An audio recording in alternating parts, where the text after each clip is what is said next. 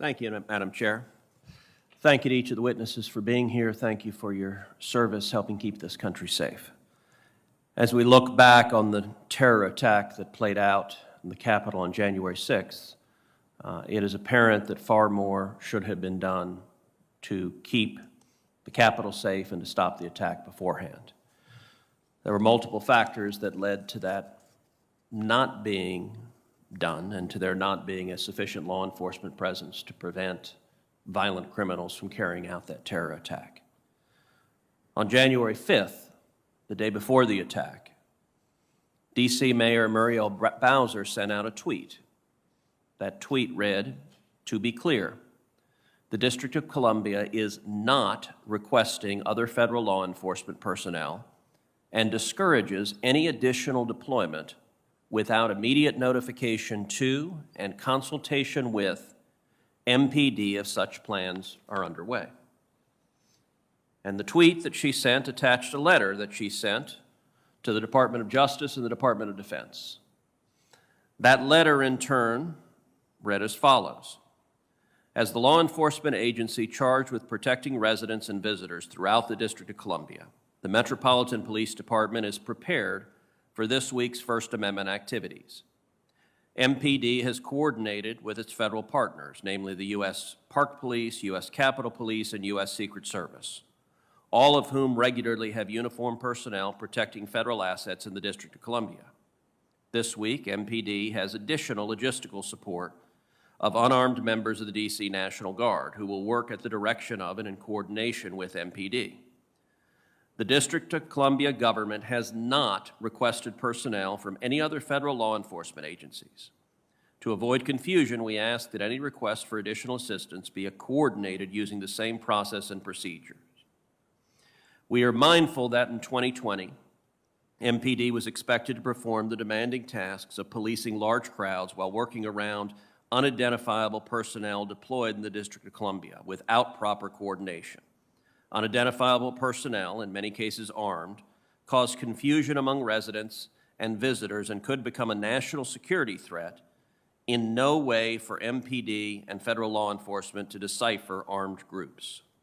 To be clear, the District of Columbia is not requesting other federal law enforcement personnel and discourages any additional deployment without immediate notification to and consultation with MPD if such plans are underway. The protections of persons and property is our utmost concern and responsibility. MPD is well trained and prepared to lead the law enforcement coordination and response to allow for the peaceful demonstration of First Amendment rights in the District of Columbia." Signed, Muriel Bowser, Mayor. So in hindsight, that letter seems incredibly ill-advised. Now, hindsight is always 20/20. But to what extent did the District of Columbia's explicitly asking for no additional federal personnel impact the decision-making of your respective agencies? Senator, I'll go first. In my oral statement this morning, I mentioned that letter because it was a communications that they were looking for no more support. On top of that, Senator, we also contacted all the federal law enforcement organizations, Secret Service, Park Police, Marshals, FBI, and Capitol Police over the weekend of the 2nd and 3rd of January, just to make sure that the Department of Defense, if additional support was going to be needed, that we would obviously provide that support. We did that over the weekend.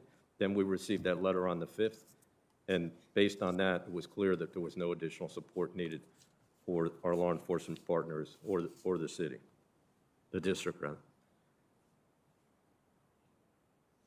Well, let me follow up on that, Mr. Salasis. Mr. Sund, who testified before the Senate last week, said that he had requested the support of the DC National Guard on January 6th, but that the Army Secretary denied his request, saying, quote, "I don't like the visual of the National Guard standing a line with the Capitol in the background."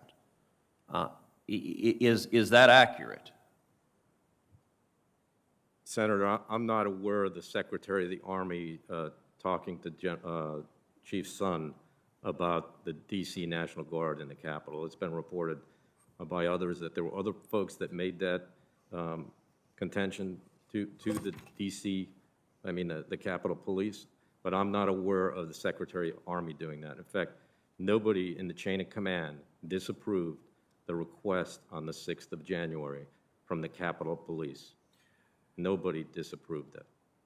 So the various authorizing memoranda from January 4th and January 5th suggest that the National Guard was significantly restricted on the 6th. While Ryan McCarthy, the former Secretary of the Army, approved the D.C. National Guard to support MPD in some ways, he expressly withheld authority to employ the quick reaction force, and he lacked authority to authorize the issuance of weapons and riot gear, among other things. Could you please explain what you understand to be the restrictions placed on the Guard? Senator, again, there's a very strict chain of command for the D.C. National Guard. It runs from the Secretary of Defense to the Secretary of the Army to the D.C. Guard Commanding General, General Walker. Anytime the military is going to deploy to civil disturbance operations, it requires the Secretary of Defense's approval. The memos that were published on the 4th of January and respectively on the 5th of January, those were to provide additional guidance to, number one, the memo on the 4th from the Secretary of Defense to the Secretary of the Army. He wanted to make decisions if the National Guard was going to be employed in any kind of operation that required helicopters, bayonets, the things that are on the letter. Subsequently, the Secretary of the Army published the memo on the 5th stating that this is how he expected the D.C. National Guard to be employed at the traffic stops, the metro stations, and if the QRF that was positioned at Andrews Air Force Base was going to be used, he wanted to understand exactly how that was going to be used through a concept of operations. That's what those documents that.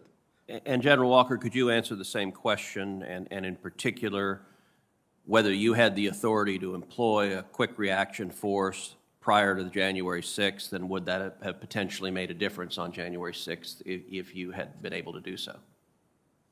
So, Senator Cruz, I would have had that authority prior to January 6th to employ, direct a quick reaction force.